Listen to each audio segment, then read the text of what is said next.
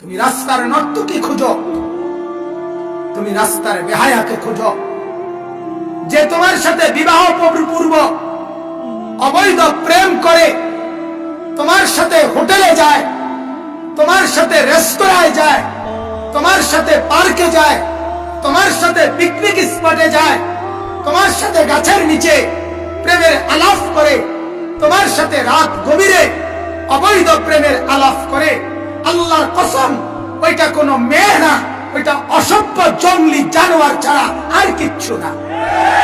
এটা আফ্রিকার জঙ্গলের কোন প্রাণী হইতে পারে, কোন মানুষ হইতে পারে না।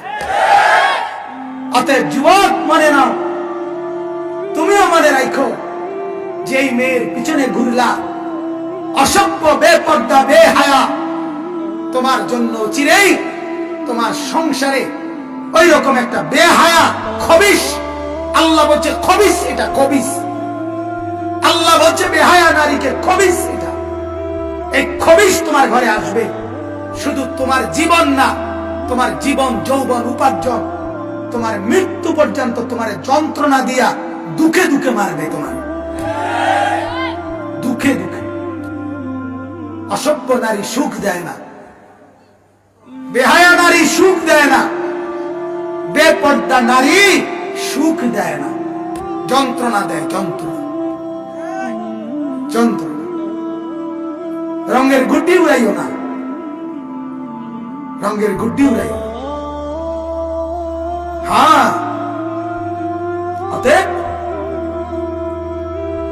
মহিলা মাদ্রাসা আল্লাহ তাআলার নেক বান্দি তৈরি করে, বলেন আলহামদুলিল্লাহ। এমন নারী তৈরি করে যে নারীর কথা আল্লাহ নবী হাদিসে বলছেন যে আমার উম্মত কেউ মাল দেখে বিয়ে করে, কেউ সৌন্দর্য দেখে বিয়ে করে, কেউ বংশ দেখে বিয়ে করে, কেউ দিনদারি দেখে বিয়ে করে।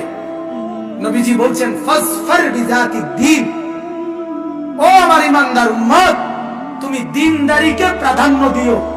তারিবাত ইয়াদাক, যদি তুমি না দাও তো তোমার হাত ধুলি মলিন হোক, তুমি লাঞ্ছিত হও, তুমি অপদস্থ হও।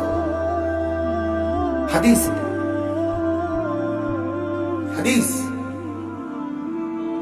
রূপ আর সৌন্দর্য ক্ষণিকের মায়া, ক্ষণিকের মোহ, ক্ষণিকের মায়া যা।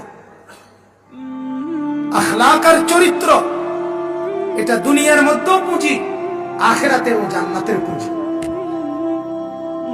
এটাই মূল সম্পদ। যে নারীর আখলাক নাই, যে মেয়ের চরিত্র নাই, যে মেয়ে বেহায়া, পৃথিবীর সব সৌন্দর্য যদি তার মধ্যে থাকে, তারপরেও সে ঘৃণিত, ধিক্কৃত সে। আমি বলতেছিলাম, আল্লাহ তাআলা বলেন ইত্তাকুল্লাহ, আল্লাহকে ভয় করো। কাকে বলেন? তিন জিনিস, সমস্ত গুনাহ ছেড়ে দেওয়া, সমস্ত নেক আমল করতে থাকা, সর্বাবস্থায় দিলে আল্লাহ তাআলার ভয় রাখা, যে আল্লাহ আমাকে দেখতেছে। কে দেখছে? এরপরে আল্লাহ তাআলা বলেন, যেটা আমার মূল আলোচ্য বিষয়, ওয়াকুনু মা'আস সাদিকিন। আল্লাহ তাআলা বলেন, এবং তুমি থাকো সর্বদাই, কুনুর মধ্যে ইস্তিমরার আছে, আরবি ভাষার একটা কায়দা, অর্থাৎ সর্বদা, সর্বদার অর্থ আছে।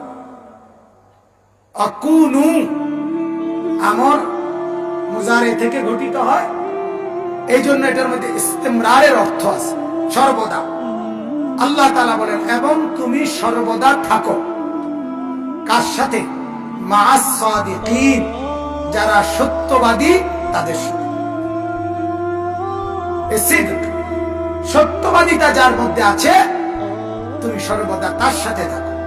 কোন মিথ্যুক, কোন ঠক, কোন প্রতারক, কোন ভ্রষ্ট, কোন নষ্ট, কোন দুশ্চরিত্র, কোন পাপাচারী, কোন লম্পট, কোন দুরাচার, কোন নেশাখোর, কোন জুয়াখোর, কোন মদখোর, কোন অসভ্য, কোন জঙ্গলি জানোয়ার, তার সাথে তুমি থেকো না, তুমি থাকো সত্যবাদিতা যার গুণ, উত্তম আখলাক যার গুণ।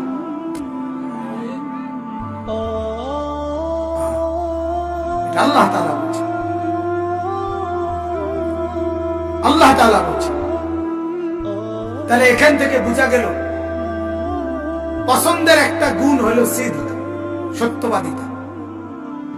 যেহেতু আল্লাহ তাআলা বললেন তোমার সময়, তোমার জিন্দেগি কাটাও সত্যবাদীদের সাথে। এবার আসেন দ্বিতীয় আয়াত, ওয়াস-সাদিকিনা ওয়াস-সাদিকাত, সূরা আহজাবের মধ্যে আছে। আল্লাহ তাআলা 10টা গুণ বলছে একজন মুসলমানের, পুরুষদেরও নারীদেরও। এই 10টা গুণের মধ্যে একটা গুণ হলো সত্যবাদিতা। আল্লাহ বলেন যেই পুরুষ সত্যবাদী, যেই নারী সত্যবাদী, আমি ওয়াদা দিলাম আ'আদ্দাল্লাহু লাহুম মাগফিরা, সত্যবাদী পুরুষ, সত্যবাদী নারী, আমার মাগফিরাত তাদের জন্য বরাদ্দ, আজরান আযীমা, এবং আমি আল্লাহ তাআলা তাদেরকে মহা বিনিময় জান্নাতের পুরস্কার দিয়ে দেব। এই 2 3 আল্লাহ তাআলা বলেন ফালাউ সাদাকুল্লাহ লাকানা খায়রান লাহুম। আল্লাহ তাআলা বলে যদি তোমরা সর্বাবস্থায় আল্লাহ তাআলার সাথে সত্যবাদিতার আচরণ করো তাহলে লাকানা খায়রান লাহুম, এটাই হলো তাদের জন্য উত্তম কল্যাণ, কারণ এই সত্যবাদিতা তাদেরকে জান্নাতে নিয়ে যাবে। তাহলে এই 3 আয়াতে আল্লাহ তাআলা সত্যবাদিতা, সিদকের প্রশংসা করছে। অতএব আমরা যেহেতু মুসলমান, আমরা যেহেতু মুমিন, আমরা যেহেতু ঈমানদার, সত্যবাদিতা আমাদের থাকা পরিপূর্ণভাবে জরুরি। এবার হাদিস দেখেন, নবী সাল্লাল্লাহু আলাইহি ওয়াসাল্লাম বলেন, আমি ব্যাখ্যা করছি না তাড়াতাড়ির জন্য। নবী সাল্লাল্লাহু আলাইহি ওয়াসাল্লাম বলেন ইন্নাস সিদকা ইয়াহদি ইলাল বির। আল্লাহর নবী বলেন সত্যবাদিতা, সিদক, যেই কোন মানুষের মধ্যে সত্যবাদিতা আছে এটাই তাকে যাবতীয় নেক কাজের দিকে টেনে নিয়ে যায়। ওয়া ইন্নাল বিররা ইয়াহদি ইলাল জান্নাহ। আর নবীজি বলেন আর নেক কাজ ওই ব্যক্তিকে জান্নাতের দিকে টেনে নিয়ে যায়। ওয়া ইন্নার রাজুলা লা ইয়াসদুকু হাত্তা ইউক্তাবা ইনদাল্লাহি সিদ্দীকান। নবীজি বলেন কোন ব্যক্তি যদি সত্য কথা বলতে থাকে, বলতে বলতে একদিন আল্লাহ তাআলা তাকে সিদ্দীকের স্তর, সিদ্দীকের মাকাম দান করে। কথাটা শুনেন, সিদ্দীক কি?